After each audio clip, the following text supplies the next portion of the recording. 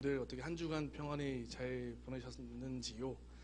네, 제가 갑자기 우리 장로님 기도를 들으면서 울컥해서 목이 좀 많이 잠겼습니다. 네. 오늘 말씀의 제목은 모양은 있으나 능력이 없는이라는 그 제목을 가지고 말씀을 좀 짧게 나누려고 합니다. 하나님께서 우리 사람들에게 알려주지 않으신 것이 있는데 그 중에서 절대적으로 알려주시지 않는 게 있어요. 그게 뭐냐면요, 바로 끝을 알지 못하게 하십니다. 예를 들어서 나의 어떤 그런 이 죽음의 날짜나, 그렇죠. 그리고 또 당장 내일, 이번 달, 이번 연도 어떤 그런 계획 미리미리 먼저 가르쳐주지 절대 않으시죠. 근데 왜 그러면은 가르쳐주지 않으실까? 왜 안 가르쳐주실까요?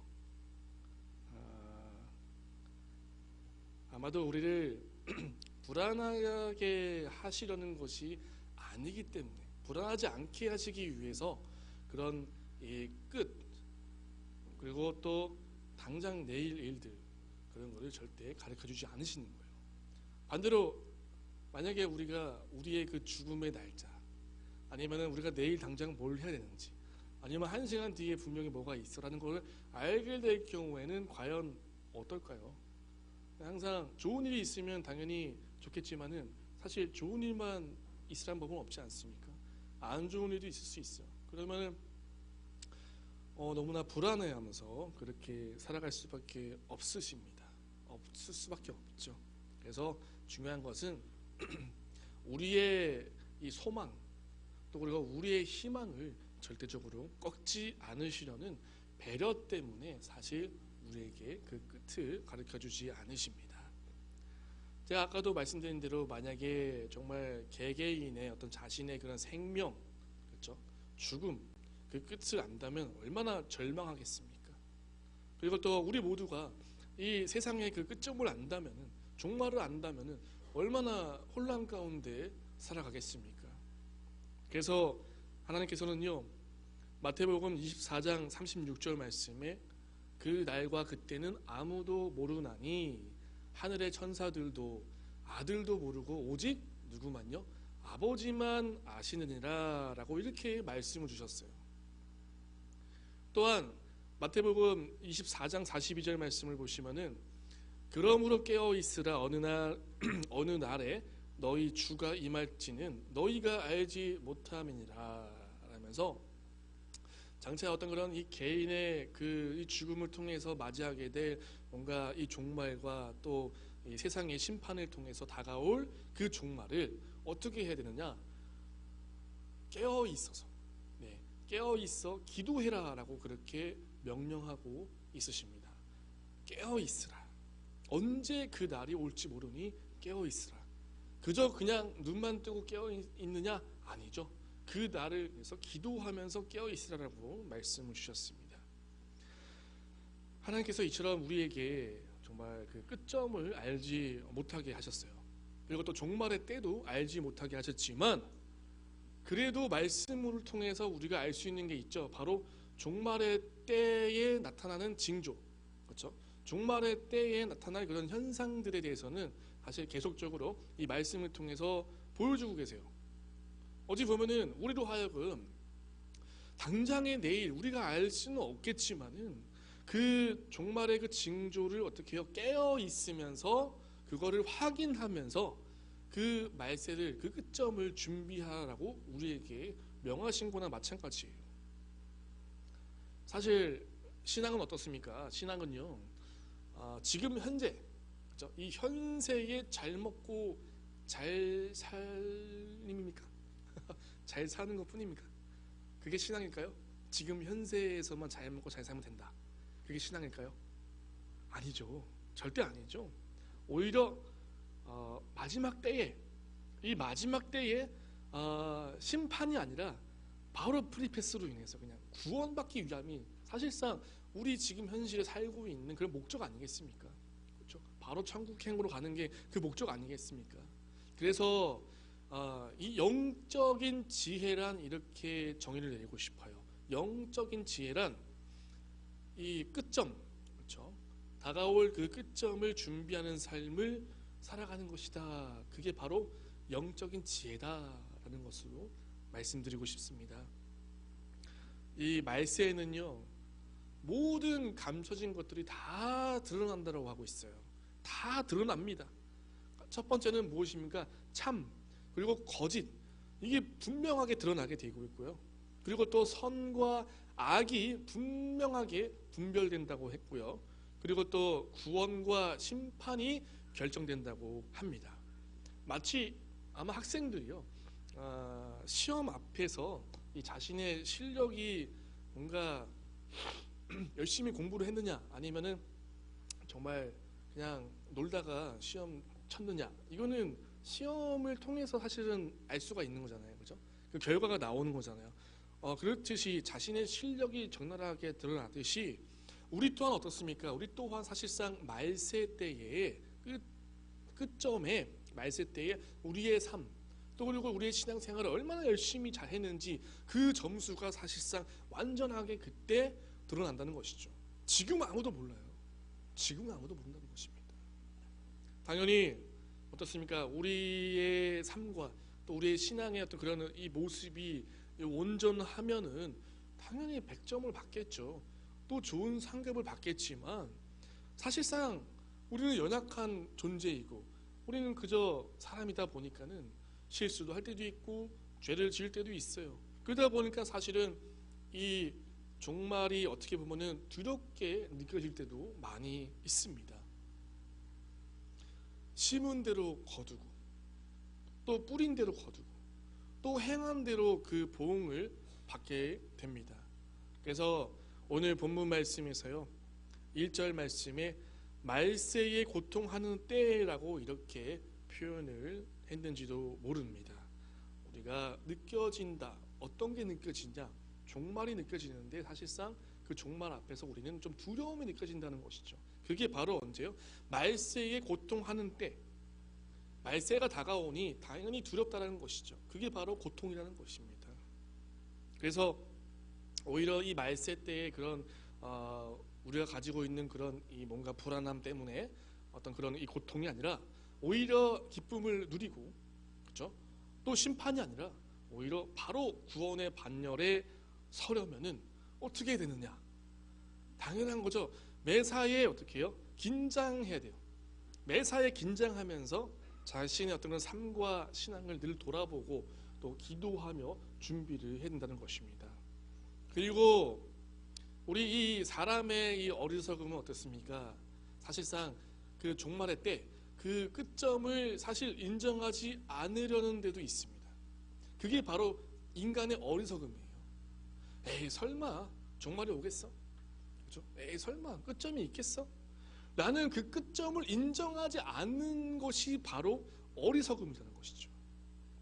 아니면은 오히려 끝점이 없을 것이라고 사실상 우리는 착각하고 살 때가 많습니다. 근데 그 착각이 깨어질 때가 있죠. 정말 내 주변에 소중한 사람들, 내 가족, 정말 내가 아끼는 그 사람이 갑자기 죽게 되었을 때, 물론 다 천국에 가겠지만요. 죽게 되었을 때 그때 잠깐 그 착각이 아니었구나. 잠깐 내가 이거를 몰랐네. 내가 어리석었네 라는 것을 인정하게 되는 그 타이밍은 있을 수가 있다는 것이죠. 물론 계속적으로 살면서 나 언제 죽냐 하면서 그 죽음을 사실상 계속 염두하면서 사실 이 비관적인 그런 삶을 사는 것도 어떻게 보면 가장 큰 문제예요. 이 죽음의 때를 근데 망각하고 오히려 이 세속주의에 빠져 있어서 말씀대로 살지 못하고 이 종말을 준비하지 못하면요, 그것이 바로 더 큰 문제라는 것입니다. 예수님께서 누가복음 12장 54절에서 56절 말씀에 너희가 구름이 서쪽에서 이는 것을 보면 곧 말하기를 소나기가 오리라 하고 남풍이 부는 것을 보면 말하기를 심히 더우리라 하면서 즉 너희가 천지의 기상은 분간할 줄 알면서 어찌 이 시대는 분간하지 못하느냐라고 이렇게 말씀하셨어요. 이것만 보면 아시겠죠? 세상적인 거는 다 우리가 앞날을 이건 이렇게 될 것이야라고 가늠을 할 수 있다는 것이에요. 근데 왜 이 시대는 분간하지 못하느냐? 이 시대가 지금 현재 종말의 때로 가까워지고 있다는 것을 왜 너네들은 알지 못하느냐라는 그런 말씀이라는 것입니다. 그래서 예수님께서 이렇게 말씀하신 것처럼 오늘 이 사도 바울 또한 오늘 이 본문 말씀을 통해서 이 세상적으로, 이 사회적으로 이러한 현상이 만약에 나타난다면 그때가 곧 말세의 때다. 그래서 종말의 때임을 빨리 깨닫고 믿음으로 무장할 것을 명하고 있습니다. 말세 때가 되면은요 어떻게 됩니까? 어떤 거를 알 수 있을까요? 말세 때가 되면요 사람들은요 이기적인 속성이 드러나게 되어 있습니다. 나밖에 몰라요. 오늘 본문처럼요 2절 말씀에 자기를 사랑하며, 쉽게 해서 즉 자기애에 더 빠지게 된다는 것입니다. 나만 사랑한다는 것이죠. 예수님께서는 이렇게 말씀하셨어요. 누가복음 14장 26절 말씀에서는요 자기 목숨까지 미워하지 아니하면 능히 내 제자가 되지 못하고 라고 분명히 말씀하셨는데, 그러나 우리는 어떻습니까? 오히려 더 갈수록 남보다 나를 더 사랑하는 그런 삶을 살아간다는 것이죠. 사람은요 자기 애로 사는 존재가 아니라 오히려 나에게 부여하신 그 사명이 무엇인지 빨리 찾고 또 그 사명 때문에 사는 존재입니다. 그렇기 때문에 자기 목숨까지도 미워해라. 더 나아가서 내 목숨까지도 미워해라. 쉽게 해서 이 말씀이 얼마나 보면은 좀 무서운 말씀일 수 있어요. 나를 다 포기해라라는 말씀이에요. 나까지도 미워해라라는 말씀인데 왜 그렇게 나 자신까지 미워하면서 살아라라고 하셨을까? 여기에 하나님의 깊은 뜻이 있습니다. 사람은요 나를 사랑하는 삶, 자기애에 빠져버리면은 하나님은 당연히 물론이거니와 다른 주변의 사람들도 눈에 들어오질 않아요.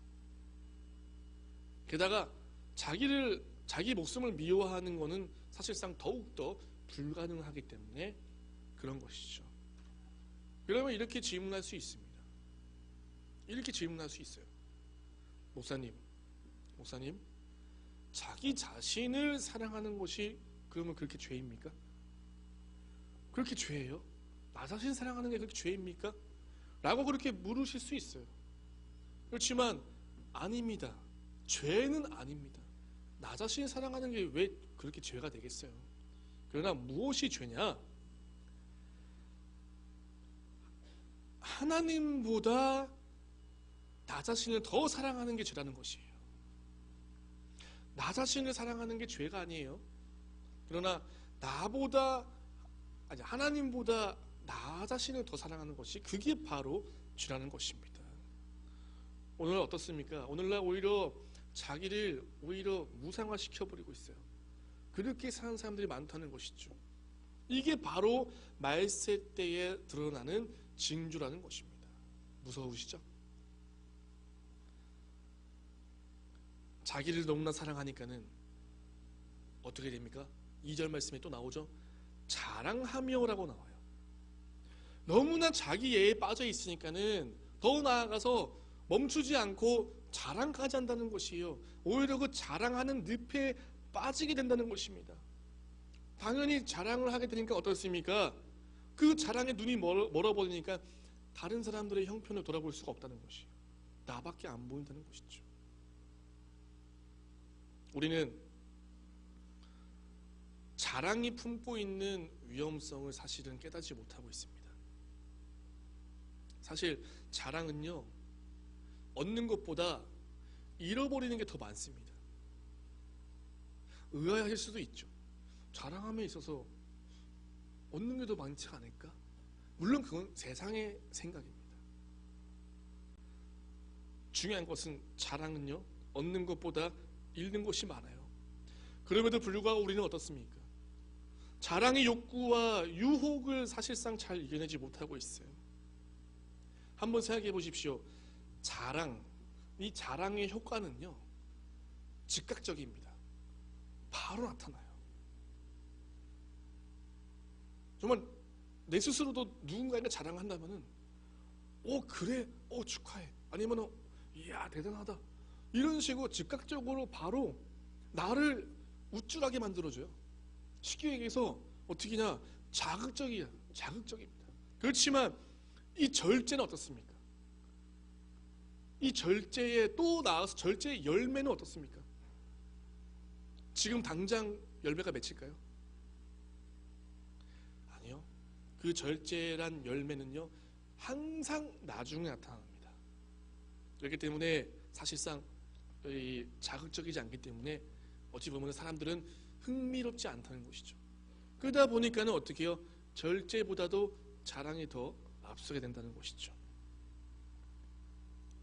또한 이 말세에 나타나는 이 내적인 특징으로서는 또 2절 말씀에 보시면은 거룩하지 아니하며의 그런 현상이 발생이 됩니다.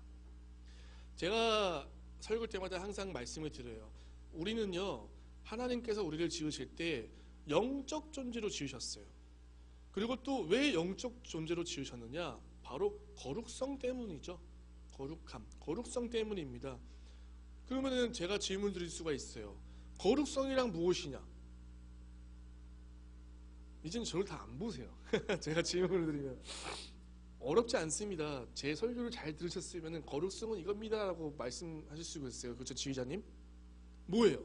거룩성이 무엇입니까? 지휘자님. 예, 거룩성. 잘 안 들려요? 네, 맞습니다, 지휘자님. 거룩성은요, 정말 쉽습니다. 하나님과의 그런 영적 소통을 이룬다예요.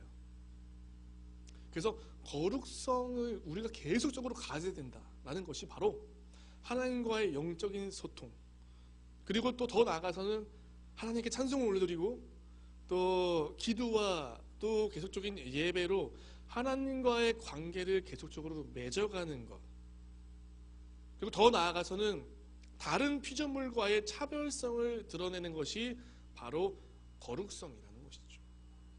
쉬우시죠? 네, 이제 제가 다음번에 여쭤볼 때는 바로 답을 해주시기 바랍니다, 지휘자님. 네, 그래서 이게 거룩성이라는 것이죠. 자, 근데 사실상 오늘날 어떻습니까? 오늘날 어때요? 오늘날은요, 사실 믿음이 조금씩 떨어져 가니까는 당연히 뭐예요? 거룩성 또한 또 같이 떨어져 가고 있습니다. 그래서 믿는 사람과 이 세상 사람의 차이가 사실상 별로 없어요. 오히려 세상이요, 요새는 교회를 걱정하는 그런 시대가 되고 있죠. 교회와 성도들의 그런 거룩성이 땅에 떨어져 간다는 것 또한 사실상 말세에 가까워왔다라는 그런 증거라는 것을 말씀드릴 수가 있습니다. 그래서 말세 때가 되면요, 또 대인관계에서도 사실 많은 문제가 발생이 돼요. 즉 2절 말씀에 교만이라고 나오죠. 교만. 그렇죠? 교만하다, 교만하며, 교만해서 사실상 다른 사람들 위에 막 군림하려고 한다는 것이에요. 그리고 그러다 보니까 2절 말씀 또 뒤에 교만하여 비방하며가 나오죠. 그래서 비방하여 남을 헐뜯고 비난함으로 여기저기서 관계가 깨지는 소리가 들린다. 그게 바로 또 말세의 증거라는 것이에요. 교만하기 때문에 어떻습니까? 그러니까 자랑을 했죠.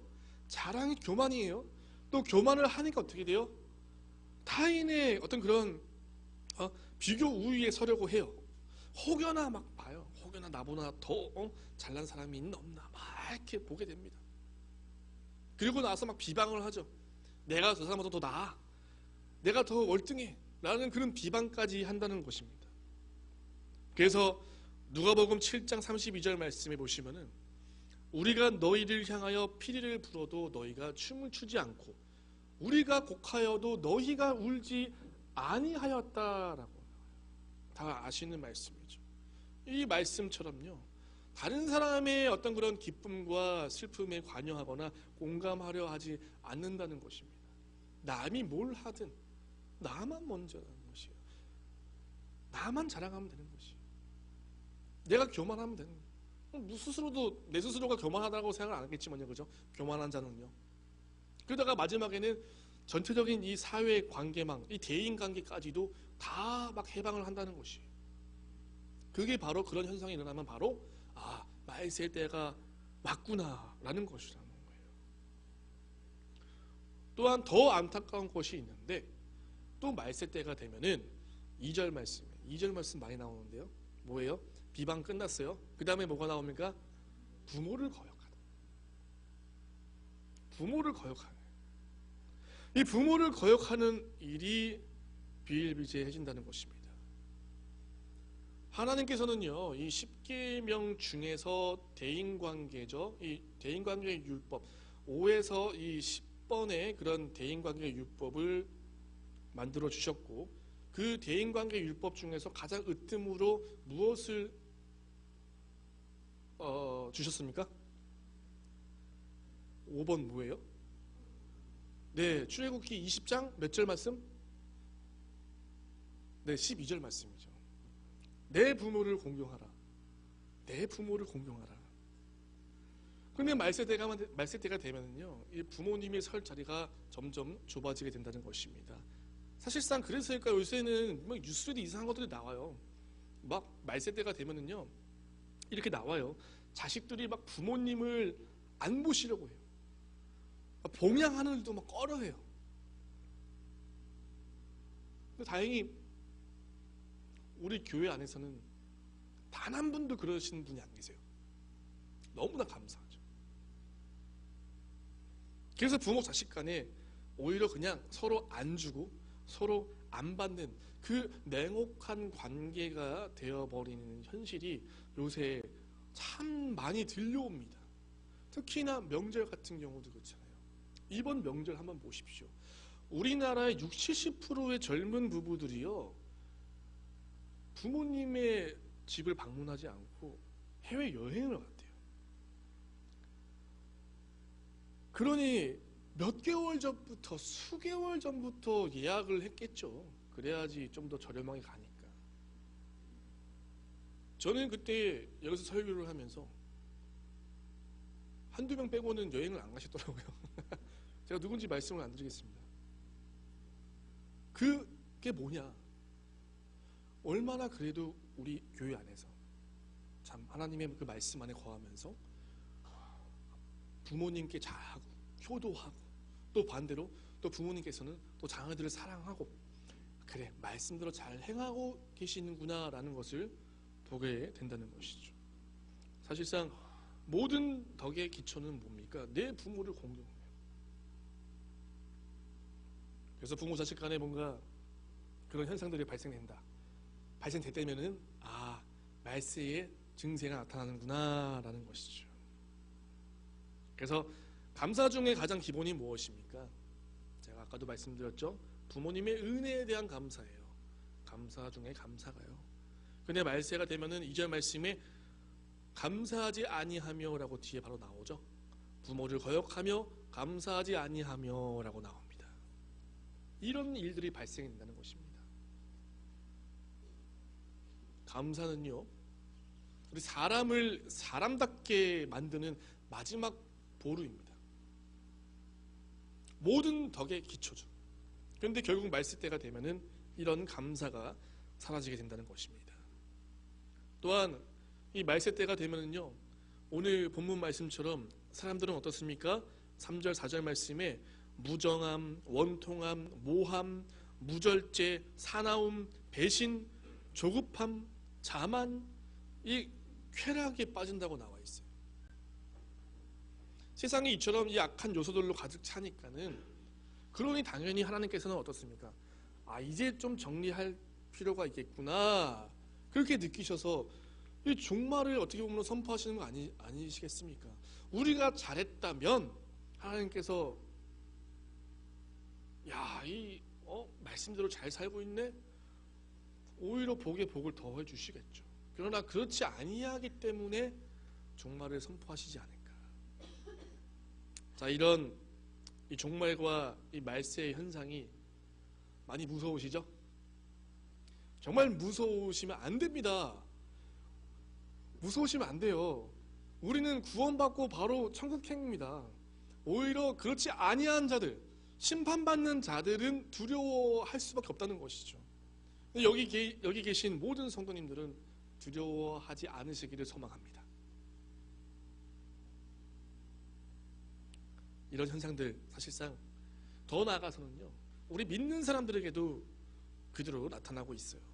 그래서 바울은 어떻습니까? 성도들에게 5절 말씀에 경건의 모양은 있으나 경건의 능력은 부인하니 이 같은 자들에게서 내가 돌아서라, 네가 돌아서라라고 이렇게 말을 하고 있습니다. 즉 뭐예요? 겉모습은 정말 열심히 믿는 그런 성도들이에요. 그러나 그 심령은 어떻습니까? 세상 사람보다 못한 경우도 있고 세상 사람들과 같다 보니까 오히려 그런 말세의 현상을 쫓아 살아가고 있다는 것을 지적하고 있어요. 지금 시대랑 그때 시대랑 비슷하다는 것입니다. 너무나 그 삶을 쫓아가고 있으니 얼마나 안타까우니까는 뭐라고 합니까? 너무나 안타까우니까 이렇게 경건의 모양은 있으나 경건의 능력은 부인한다라고 나오지 않습니까? 우리 살아가는 성도 여러분, 이처럼 모양이 중요한 게 아니에요. 겉모양이 중요한 게 아닙니다. 능력이 중요합니다. 무늬만 교인이 아니라 뼛속까지, 제가 좋아하는 단어죠, 예수쟁이가 되기를 소망합니다. 정말 예수쟁이가 되기를 소망합니다. 세상을 기웃거리면서 양다리 걸치다가, 제가 3주 전에 오후 예배 때 양다리에 대해서 나쁘다고 말씀드렸죠. 양다리는 무엇입니까? 나중에는 이것도 안 되고 저것도 안 돼요. 둘 다 버림받는 게 양다리라고 말씀드렸어요. 그래서 정말 세상을 기웃거리다가 이런 이 양다리를 걸치다가 말세에 정말 심판을 받는 그런 너무나 어리석은 그런 신앙이 아니라 정말 주님 말씀 안에서 살면서 기도하면서 그 경건의 그 능력으로 늘 언제나 무장하여서 오히려 말세에는 바로 구원을 받는 온전한 성도가 되기를 주님의 이름으로 간절히 바랍니다. 그래서 바울은요, 5절 말씀의 마지막에 네가 돌아서라 라고 명하고 있죠. 너희가 돌아서라, 너가 당장 돌아서라고 명하고 있어요. 즉 세상 사람들과 섞일 수도 있습니다. 세상 사람들처럼 살 때도 있습니다. 그러나 빨리 깨닫고 돌아서라라는 거예요. 빨리 돌아서라라는 것이에요. 괜히 심판당하지 말고 그 죄악에서 빨리 돌아서서 믿음의 사람으로 의인의 편에 살 것을 그렇게 명하고 있다는 것이죠. 물론 그렇습니다. 세상을 살면서 사실상 바로 이렇게 세상 것을 다 버리고 어찌 보면은 돌아선다는 것은 또 어려울 때도 많아요. 정말 큰 결단이 필요할 때도 있습니다. 그렇지만 그래도 돌아서기를 바랍니다. 돌아서셔야 됩니다. 왜? 그 돌아섬 자체가 바로 생명이기 때문입니다. 바라기는 말세의 현상을 쫓다가 이 멸망의 길, 이 심판의 나락으로 떨어지지 말고 정말 믿음의 길로 나아가서 구원을 받는 온전한 성도들이 되기를 바라면서, 비록 지금은 잠깐 세상에 조금 발을 딛고 살고는 있다 하지라도 그래도 세상과 구별되는 거룩한 성도의 삶을 살아가는 저와 여러분 되시기를 주님의 이름으로 간절히 축원합니다. 기도하겠습니다. 사랑의 주님,